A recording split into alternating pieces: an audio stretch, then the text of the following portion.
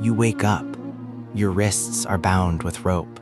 The sun is already burning.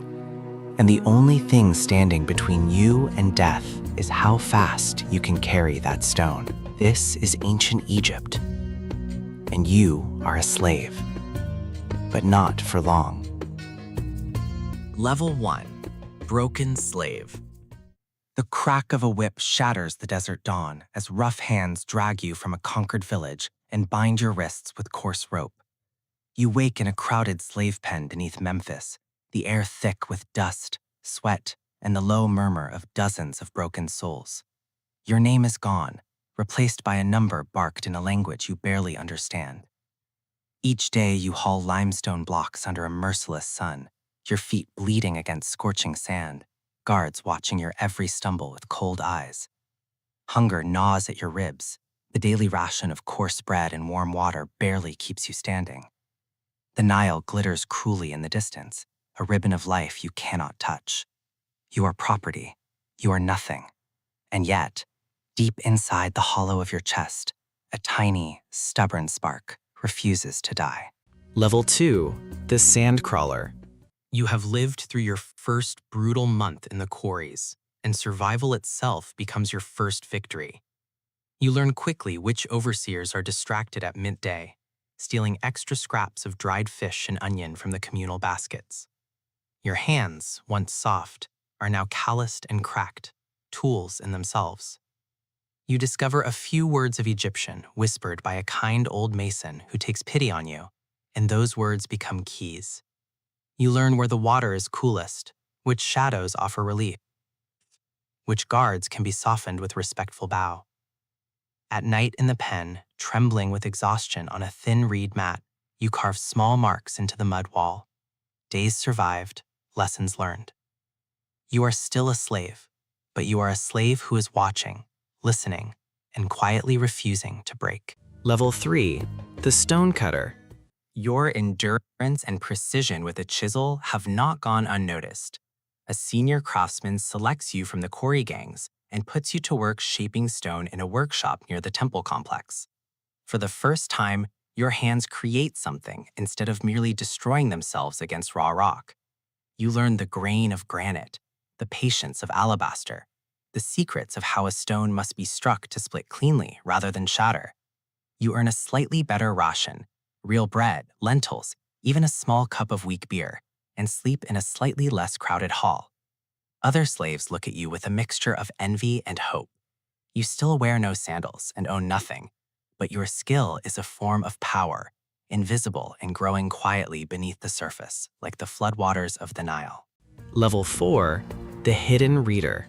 Fate, or perhaps your sharp eyes and quick mind, brings you to the attention of a temple scribe who needs an assistant with nimble fingers and the hunger to learn. By firelight, each evening you practice the reed stylus on clay tablets, copying hieratic script until your fingers ache and your eyes blur. The symbols begin to speak to you, quantities of grain, records of labor, the names of gods. Literacy in Egypt is not merely a skill, it is armor. You are still not free, but you now move through spaces the quarry slaves never see. Cool temple corridors, administrative halls, the edge of the world of the scribes and priests. You bow deeply to everyone above you, give nothing away, and learn everything. The desert is patient. So are you. Level 5. The Freeman. Years of careful service, flawless record-keeping, and a reputation for absolute discretion have earned you an extraordinary thing. A letter of manumission, your freedom, pressed with the seal of a generous noble who found your loyalty more valuable than your servitude. You are now a free man and a junior administrator in the grain distribution office at a provincial capital. You manage records, mediate small disputes among farmers, and report accurately to your superiors, never skimming, never lying, never forgetting that your position is fragile as papyrus in a flood. You wear simple linen now, eat twice a day with meat on feast days, and sleep under your own roof, a single small room, but yours. People in the village bow slightly when you pass. The sensation is entirely new, and you guard it like a flame in the wind. Level 6. The Grain Keeper. A powerful nomarch, a regional governor, has taken you into his household as chief steward, entrusting you with the management of his estates, his granaries, his staff of dozens. You negotiate with merchants, supervise harvests, resolve disputes between tenant farmers, and present immaculate accounts at every audit.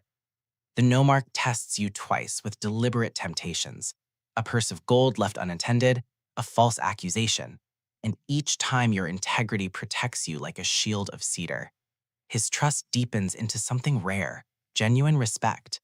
You now wear white linen, own a house in the town, keep 2 servants of your own, and sit at the lower end of the banquet table among scribes and soldiers. From this table, you watch the powerful men above you, their alliances, their fears, their ambitions, and you understand them completely. Level 7, the Pharaoh's Eye. Your reputation for wisdom, fairness, and total reliability has carried you to the outer courts of the great temple of Amun. You are appointed administrator of temple lands, a position of enormous practical power, overseeing thousands of acres of farmland, hundreds of workers, and the complex logistics of feeding the god's household. Priests acknowledge you with a nod, merchants court your favor, minor nobles invite you to dinner. You walk the temple corridors in fine pleated linen, a broad collar of faience beads at your throat, sandals on your feet. You speak carefully, promise nothing carelessly, and forget nothing. You have long since stopped thinking of yourself as the slave who is dragged into a quarry. That person feels like a myth, and yet you carry every lesson he learned like iron in your bones. Level 8, the Voice of Amun. The vizier himself, second only to Pharaoh in the entire kingdom, has summoned you to the capital. Your record is spotless, your intellect renowned, your loyalty beyond question. You are appointed to his inner council, advising on taxation policy, agricultural planning, and the management of the kingdom's vast human and material resources. You sit in chambers where the air smells of expensive cedar oil and lotus flowers, where the fate of entire provinces is decided with a few quiet words. Great men defer to your analysis. You dress in the finest white linen, ride in a chair carried by servants, and receive a generous allocation of land, servants, and precious goods from the royal house. The power is real and immense, and you wield it with the caution of a man who remembers exactly where he began. Level 9, the Shadow Behind the Throne. Pharaoh has looked upon you, truly looked, and seen something in you that he needs beside him. You are elevated to high priest of a great temple and named a royal friend among the most intimate circle of the living God King. You stand at his right hand in ceremonial processions, your shaved head gleaming, your robes of purest white catching the desert light as thousands prostrate themselves along the processional avenue. Your voice shapes royal policy and quiet conversations held after the court empties. You control vast temple wealth and the spiritual narrative of the kingdom. Nobles who once would not have acknowledged your existence now compete desperately for your favor. Egypt is not yours, but you are one of the hands through which it moves, and Pharaoh trusts you above almost all others. Level 10, the Living God. You stand at the top of the steps of the great temple of Karnak, the golden crook and flail crossed over your chest, the double crown of Egypt pressing its ancient weight upon your head, the warm wind carrying the scent of incense and the Nile across 10,000 bowed faces below. The same sun that once burned your slaves back now rises for you, or so the kingdom believes, and belief in Egypt is indistinguishable from truth. You are Pharaoh, son of Ra, lord of the 2 lands. Every grain of sand, every reed on the riverbank, every life from the delta to the first cataract exists within the circle of your divine authority. You remember, always, the rope on your wrists, the limestone dust in your lungs, the cold mud wall with its carved marks. You remember because it is the only thing that makes you worthy of what you have become. You are no longer a stranger in Egypt. You are Egypt.